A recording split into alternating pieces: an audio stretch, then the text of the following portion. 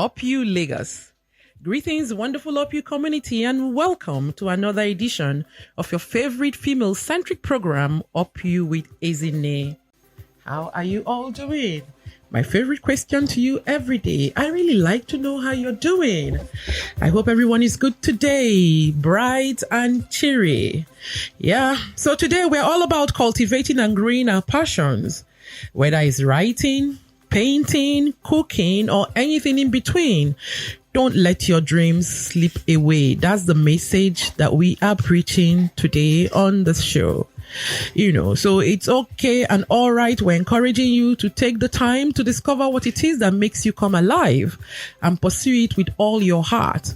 Remember, it's never too late to start living the life you've always imagined.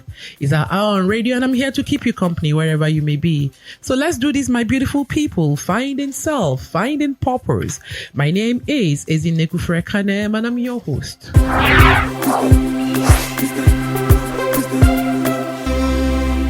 Welcome back. The topic is woman shoot up, grow your passion.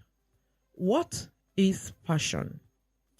According to Merriam-Webster Dictionary, passion refers to a strong feeling of enthusiasm or excitement, either for something or about doing something. Passions are often something you would love to do constantly. Traveling is a good example of a passion. Sometimes our passion is something we would love to do for work.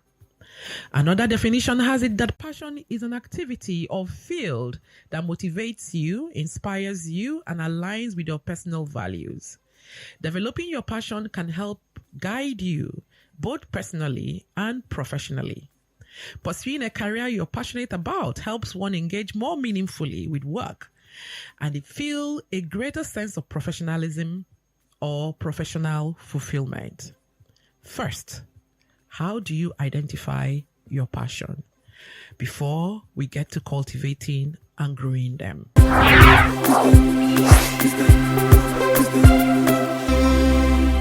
Remember, dear listener, that all episodes of Up You with Ezinne are now up on our YouTube channel.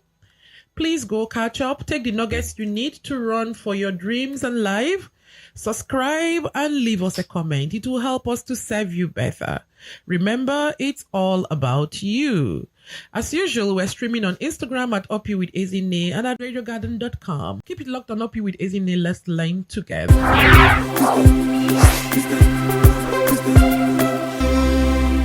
It's time to bring on our guest for today. Her name is Vinitha Nimmyel, a graduate of the University of Leeds with a Bachelor of Science degree in pharmacology. She also holds a Master of Science degree in International Management from King's College London, an Advanced Diploma in International Hotel Management and Executive Diploma in Hotel Management, both from the Imperial Hotel Management College, Vancouver, Canada, and a Diploma in Hotel Management from the American Hotels and Lodging Association, AHLA. She is a certified trainer by the Institute of Leadership Management, UK, an associate member of the Nigerian Institute of Management, Chartered, and Women in Management and Business. She has over 25 years of experience in banking, sales and marketing, customer services, human resources, management, practice and consulting, hotel management, food and beverage. She is currently the managing consultant of Caramel and Godard Training Center, owner Pastry Chef Crema Coffee House Limited, member Board of Directors for Gemini Pharmaceuticals Nigeria Limited and Atmene Holdings Limited. She worked at Tim Hortons Coldstone Creamery, British Columbia, Canada, Gisela Pastry Limited, British Columbia, Canada, the Fairmont Waterfront Hotel, British Columbia, Canada, the Fairmont Hotel, Vancouver, British Columbia, Canada, Kimberly Ryan, Lagos, May and Baker Nigeria PLC, Gemini Pharmaceuticals Limited, Solvay Healthcare, Southampton, UK, and Birchbury School, Midbank, Kent, UK. That was nice to read. Vancouver, Canada. Canada, UK. Oh my God. Dear listeners, join me in welcoming a very, very special guest on the show today, Vinitha. Thank you so much, Ezinne. Good morning, everybody. It's great to be here. I'm really honored to be here. Thank you so much for having me. I'm looking forward to an exciting hour with you. Morning, Vinitha. How are you? Very well, thank you. Let's settle something before we just go on. Okay. Vinitha Nimmyel. Yes. Are you a Nigerian? Very much so. Really? Very much so. Father and mother, full Nigerians. Father and mother, full. So my names, I get it all the time. Vinitha is an Indian name. Nimmyel is a Plateau name because I'm from Plateau State, so I'm fully Nigerian. Oh, okay. Because you see, I mean, the first time I met you and you said that name, I was like, okay, what's this Indian doing here? All right. So now that is out of the way, should we even have this interview? Because I mean, it's written all over you. Yes. You're passionate. Yes, I am. You're dressed in your chef uniform. Oh my goodness. 9 out of 10 times you'll see me in my uniform. The only days you probably catch me without my uniform, Sunday to church. But any other time you see me, you'll find me in my uniform. When you're passionate about something, you live it. Okay, the show kicks off right about now. So Vinitha, tell me, yeah? Yes. What's your perspective and your understanding of our topic for today? So, woman, grow your passion. For me, it's woman, wake up, find yourself, find your purpose, and live a fulfilled life. When we talk about passion, for me, passion is purpose. We're all here for a reason. So you wake up each day. Who are you? What are you doing? What are you living for? People wake up and go to work. Is that passion? Is that purpose? You may find passion or purpose in your work, but to find out who you are. Passion is who you are. What is that thing that drives you? What is that thing that you live for? You wake up and that's the thing you think about that gives you purpose and fulfillment. So for this topic, it's woman, wake up, find yourself, live a fulfilled life. Thank you. Woman, wake up, find yourself, live a fulfilled life. Everybody who comes to this show, or everybody who's come to this show so far, always finds a way to take us back to the identity question. Who are you? Exactly. So if you can't settle that question of who you are, you obviously will not be doing so many things. That's how come you say you are existing and not living, isn't it? Yes. Fantastic. Exactly. Okay, so tell us a bit about yourself and how this topic applies to you.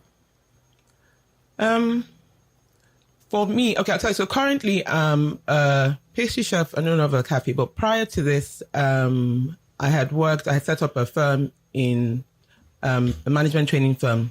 I started my career in 1998 in pharmaceutical sales and marketing, which I did for a couple of years. And then I transitioned to human resources. In transitioning to human resources, it was to find, when we talk about this thing of purpose, it was in search of what I wanted to do. And I realized I wanted to work with people to help them improve on their skills or to empower people with the skills they had. So I transitioned to human resources. I worked with Kimberly Ryan. I learned quite a bit in HR. And then I decided to go off on my own to set up my training firm. Why? It was in identifying we did a lot of recruitment, and I realized that people didn't know as much as they were supposed to.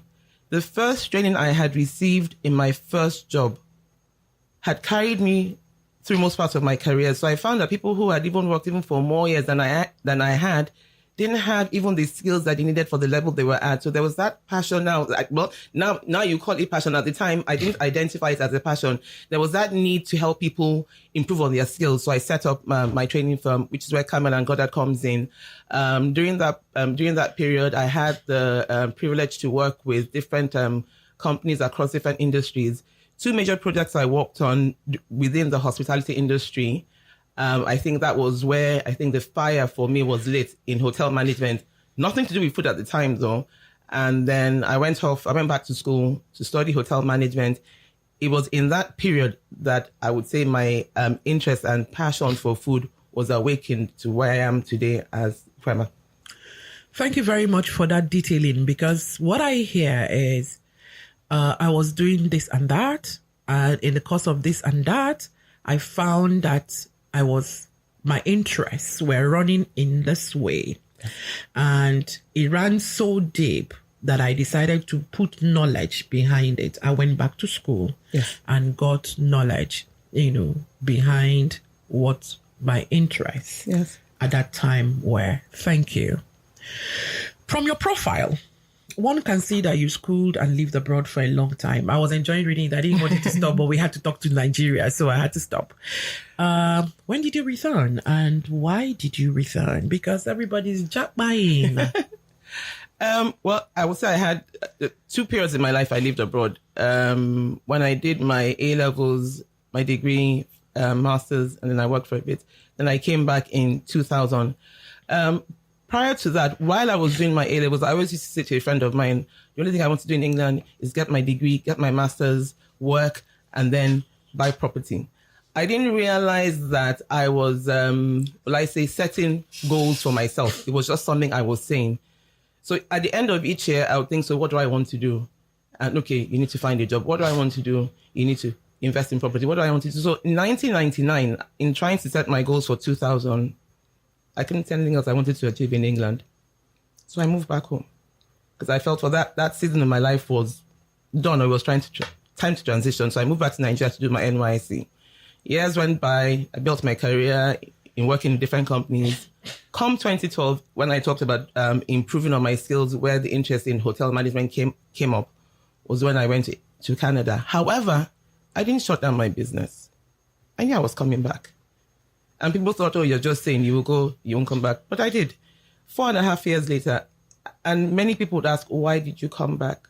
For me, I believe you go out, you learn, you acquire skills, and bring it back here. A third world country is a country of opportunity. So why did I come back? Because I could see the opportunity for my career and my business here. Toby, do you have something to add to that? I think you've answered it, because I would have said that knowing the current reality in Nigeria now, would you say that you made the right decision coming back? Absolutely. Absolutely. More so now than before. Why? Yes, the challenges are here, no doubt, but I can see the growth and the potential. I want to give you an example of, even in answering this question, using a 15-year-old child. About 4 years ago, we were driving home from school and work. I was taking my children home from school and I had clothes from work. At the time, we lived in Apapa and school and work was in Lekki. We were having discussions in the car, and my eldest daughter, who was 15 at the time, says to me, and then I made a statement, oh, the grass is not green on the other side.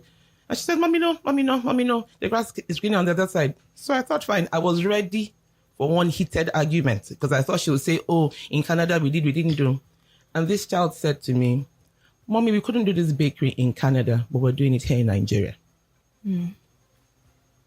So in answering that question, if a 15-year-old can tell me that, because she was very involved in my business, even when we were in Canada baking from home, and she was the one who was trying to help me sell in church, and she saw the difficulty in trying to sell small cakes, $2 here, $2 there.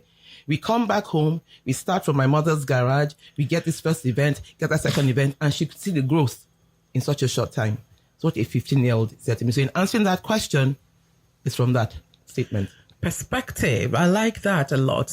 Vinitha, as we were answering the last question, it slipped out. We started baking in my mom's garage, and she was helping me sell, and it's growing. Are you, by any chance, referring to Creamer House? Yes. Is that in the garage? Inside in the garage. Please tell us. Papa. Oh my goodness. Please Exactly. tell us about it. So 2016, when I came back home, at the time I was staying with my mom. And I came back on the 19th of June. My niece was turning 4 a week after, on the 25th. Mm-hmm. So I was thinking, God, I need to make some things here. So my mom had, at the time, in fact, a 4-burner oven, small oven. Said I'll make some things. My mom says to me, but you need to rest. I said, Mommy, this business I want to start, the people who will patronize this business are coming for this birthday party. The first cake I baked burnt to ashes, because now, yes, being in Canada, I'd been baking with electric oven. You press here. Now I was baking with a gas oven. I was deflated. I said, so you need to teach yourself how to use this oven. And this was a 2-day period because this was Thursday, birthday was on Saturday. So 4-burner oven from my mom's kitchen was where I started. Did this first event for my niece's birthday, did a treat table. One of my cousin's wife was there. She says, oh, I'm turning 50 next month. I need you to do this for me. So my mom had the garage. I looked at it. I said, oh, I'm sure I can use this space. Cleared it all out, cleaned it up out. Got a carpenter to make a table for me, make shelves for me. Crema Coffee House started from my mom's garage in Apapa. Are you joking? Most serious. Are you talking about the same creamer that does GT co-food? In fact, the first event we catered for GT was from my mom's garage. No. Most certainly. I promise you. 2017 was the first time I did work for GT Bank, and it was done from my mom's garage with a domestic oven. In fact, one of my friends came to visit one day. I said, oh, let me show you where I bake from. She looked. I said, even cheesecake comes out of this oven. So what am I saying to you? It's not the tools, it's what you're able to do with what you have. Hang on, before we just take the nuggets from you. Where is your mom's oven now, that oven? In fact, that oven went with me to Lekki, and I didn't change it until 2019, no, beginning of 2020, just before COVID. So that was the oven I used from 2016 to 2019. In fact, my husband now bought me a 6-burner oven. So that domestic oven you'd have in your normal kitchen at home. That moved with us from 2017 to 2020, February, when I bought a commercial oven. So everything done by Crema between 2016 and 2020 was done with the domestic oven. Wow. Okay. Lagos, my mouth is opening and closing and you can hear my wow. And Toby has traveled because Toby is imagining, oh my goodness, I've got space and I didn't use it. Toby is imagining, I could have done more. What was I waiting for? And I'm sure if you were in this studio as well, Sandra is like, huh? What is she saying? But it is fact. Just before we get into you giving us nuggets, could you please share with us, because that was a story that blew me. That story about how you applied to be a vendor somewhere and you know it. Yes. Take it up. So, new business, looking for awareness, looking for exposure. I was excited. GT Bank Food and Drink. I'm like, oh my goodness, I'll get a store there. They're my bank. I've banked to them about 12 or 13 years at the time. So I'm sure I'll be able to get a store. The ad opens, registration opens. I register every day, checking my email, waiting for this response where you've been assigned a store. And I get the email. We regret to inform you. We're sorry. We're oversubscribed. I was looking at words I could not understand. I was crushed to my soul because I was so sure it was done. They will look at my profile. She's banked with us for how many years?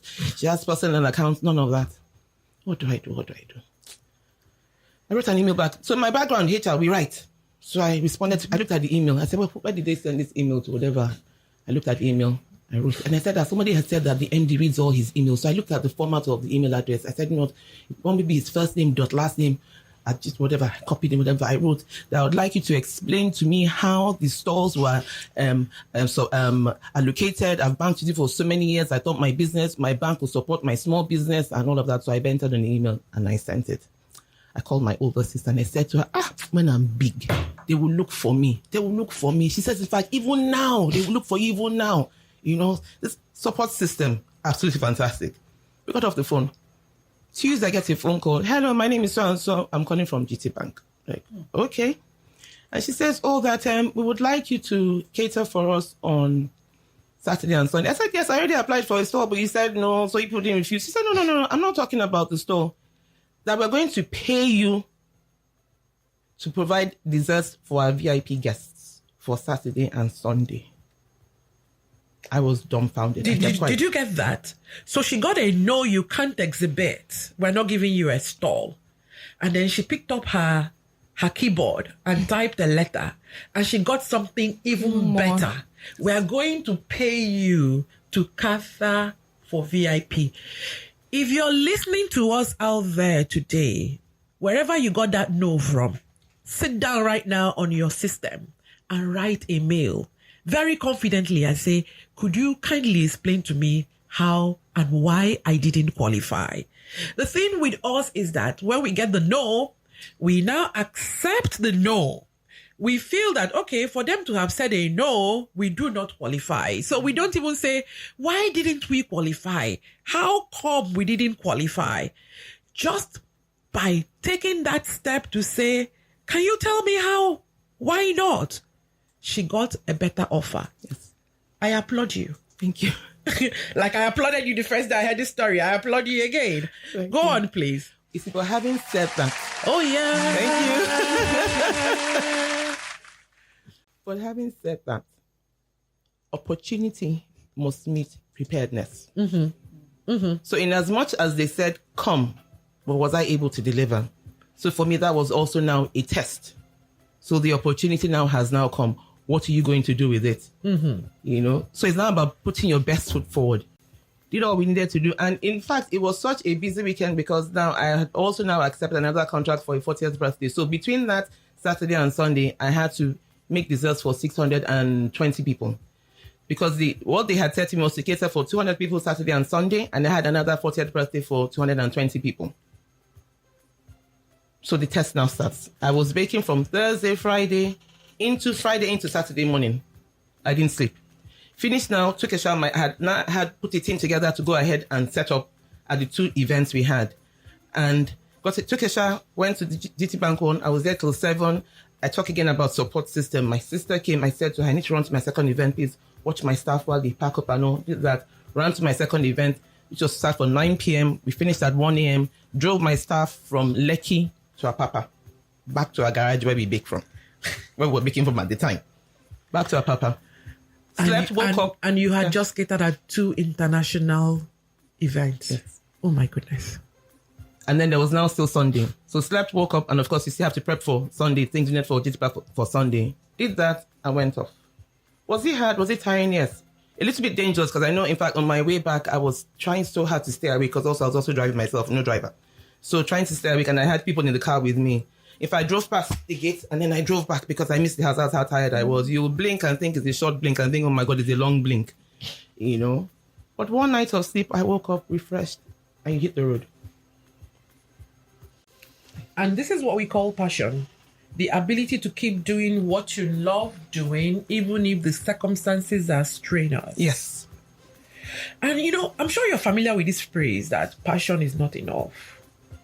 Yes. You know, what's your take on it? It takes more than passion.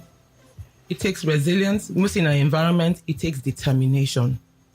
So therefore, it is okay to have a passion, yes, but you must have to add values.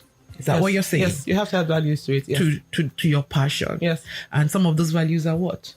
Like I said, resilience, determination, remain focused, set a goal, have a vision for where you're going, because the challenges will definitely come. Mostly the key thing I would say is have that vision before you. This is where I want to get to. So when those obstacles, when those challenges come, you keep your eye on the ball. It keeps you going. And this is where your resilience comes in. This is where your determination comes in. At the same time, you study, improve on your craft. You must get better every day. I learn. I say to people, take one new step each day towards your craft or towards your purpose. One new thing each day. I remember my sister used to say to me, God, your Instagram is so boring. Why? Because I follow food is one food place or the other.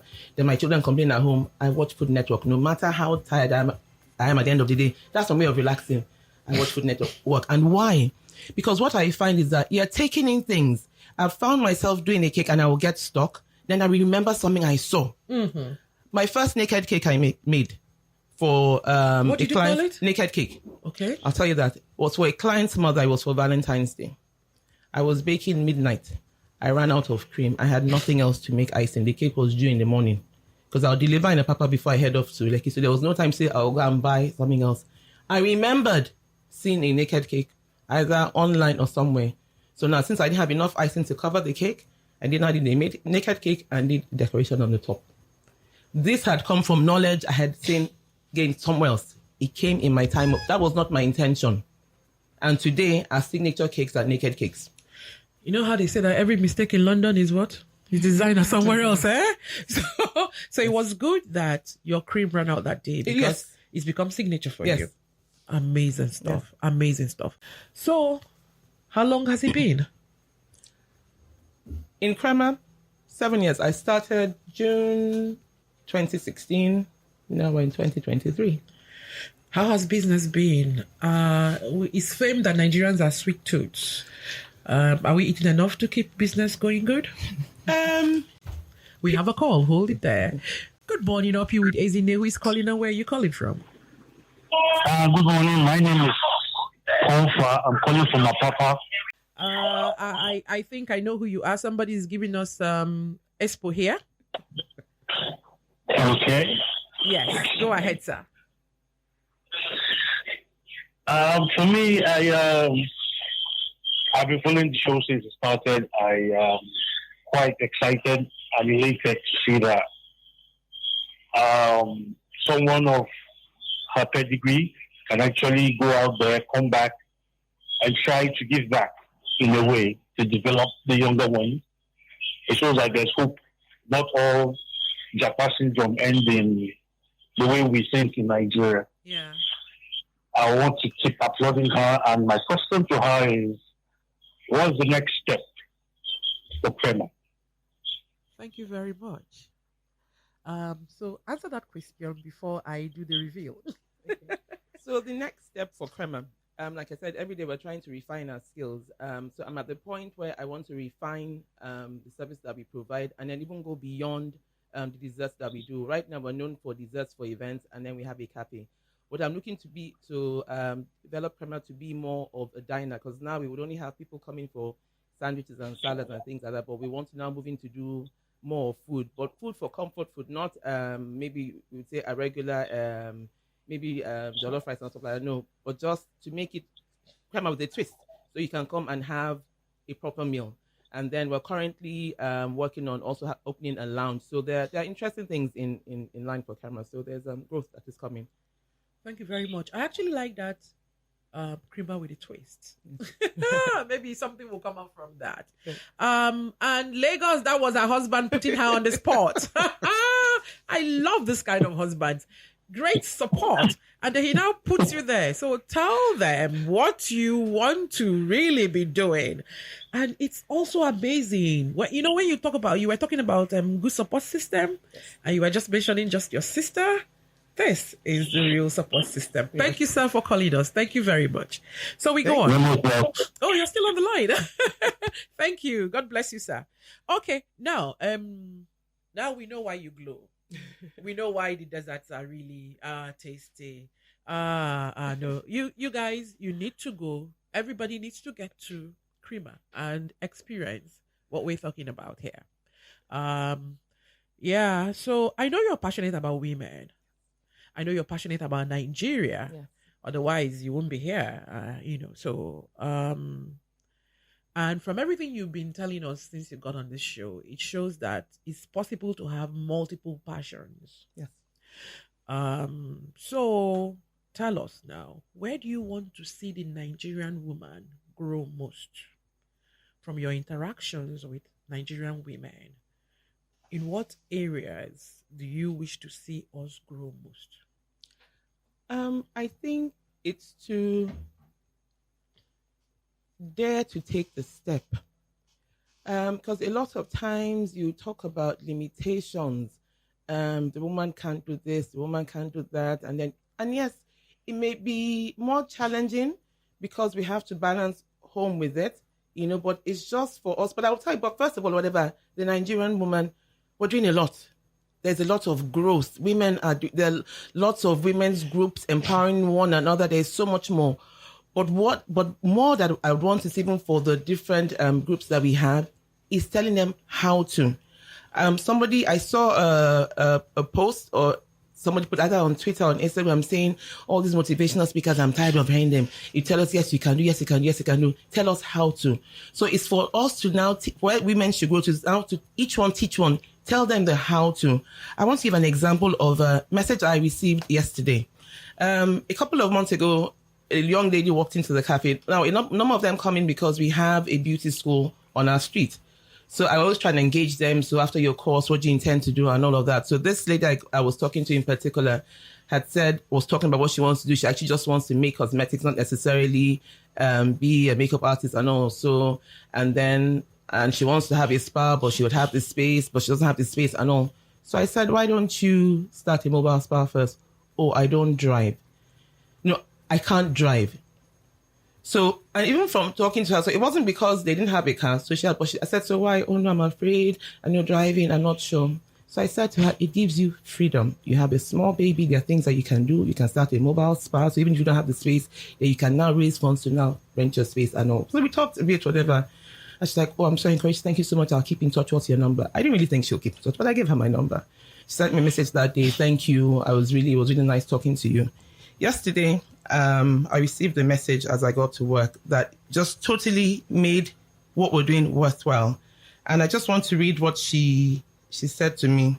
So she sent a message saying, good morning, Vinitha.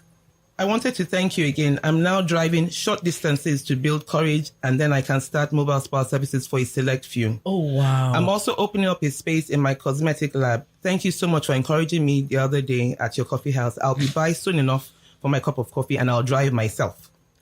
Amazing stuff, Vinitha. Well done there. Do you see, all that lady needed was an encouragement. Yes. An encouragement. And that's so typical you, by the way, because I recall the first time I also met you. It was a rainy day. I walked into the coffee house and we had a conversation like we had known ourselves forever. Wow. And I said, what's your own? And she says, women helping women, women encouraging women, women lifting women up. And when that happens, they grow exponentially. And I don't think anything, and for you to even share this on radio, I don't think we can quantify the joy in your heart for this lady. No, honestly. I said to her, I'm so proud of you. Well done. I look forward to seeing you. And her next response even caps it all. And she says, thank you. It definitely felt like you were the missing piece of the puzzle there. Wow. I asked for help and God sent you with the exact words I needed. I didn't give her money. Women who are listening, and men too. Did you hear her? It's not money. It might just be a hug. It could be a cup of tea. If you go to Creamer House, there's a space upstairs. You can have your meetings. I went to have a meeting. You can have your meetings. There's a workspace. You can sit down there. It's quite cool. There's music and you can think. The aroma that is hitting your nose, hitting your brain will certainly make you think. When I talk about passion, Vinitha has it. So today, women, I'm going to challenge every single one of us. Hug the next person that you see looking miserable. Say to the next person who is just staring into space, hello, is everything okay with you? That's why I always ask, how are you doing? Open up and speak to someone. You never can tell. It might be your angel, like that lady received her angel and her message. And now that I'm beginning to wax very philosophical, I'm going to pause and say, Toby, have you got anything to say? I'm actually very intrigued. And you see, most times I believe that we mostly look for money. Yes. As the first stop to our next breakthrough. But sometimes what I hear you say is that conversations, as little as it seems and as insignificant as it seems, can go a long way in propelling the next woman or the next man listening. Yes. Thank you, Vinitha, for sharing that with us. You actually have touched something in every single one in the studio now. And I'm going to be saying to you, thank you for coming on the show. And I'm going to say to you, can you please speak from your heart now? Freely. Open mic. Talk to Nigerian women. As you wrap up. So as I wrap up, my sisters, it's one thing for somebody to come and talk to you, but also open up to receive. Because a lot of times we hide things. We have that the same way we put our makeup on. Oh, I'm doing well, I'm doing great, whatever. There is no challenge that you have that is unique to you. There is none. There's nothing new under the sun. Open up and engage one another. And then for those of us that have set the path, to pull people up. Pull people up and let's help each one achieve a vision. And believe you me, the fulfillment that comes from being a part of someone's success story beats anything your mind can comprehend. Thank you. Whoa, that is so nicely summed up. While you're going through whatever it is you're going through, realize today that it is not peculiar to you, because there is absolutely nothing new under the sun. And secondly, open up yourself to receive. Someone might want to give and you are not ready to receive. We must learn to also receive. It's been quite an interesting discussion. Thank you so much, Vinitha, for coming on the show. Thank you for having me. It's been an absolute pleasure being here. Thank you. Yes. My take today is, woman, find your passion. Fuel your passion. Keep your goal in sight. As a woman on a mission with unwavering determination, do not take no for an answer. Try and try again to shoot up towards the sky. Fueling your passion with every step. Remember to be disciplined as you fuel the passion. This is where we wrap up today's edition of Up You with Ezinne. It's been another amazing one. Please follow us on Instagram and Facebook at Up You with Ezinne. Get copies of our books, Up You and When Adversity Strikes, Fight. Thank you. Big up to everyone that is involved in creating this magic every week. Starting with you, our dear listeners, our guests, our advertisers, our callers, the engineers on duty, the amazing Up You team. 98.3 Mainland FM, the sound of Lagos. You all rock. You all stay strong, stay blessed, stay lifted. My name is Ezinne Kufrekadem. Until next time, it's Up You, and Up You.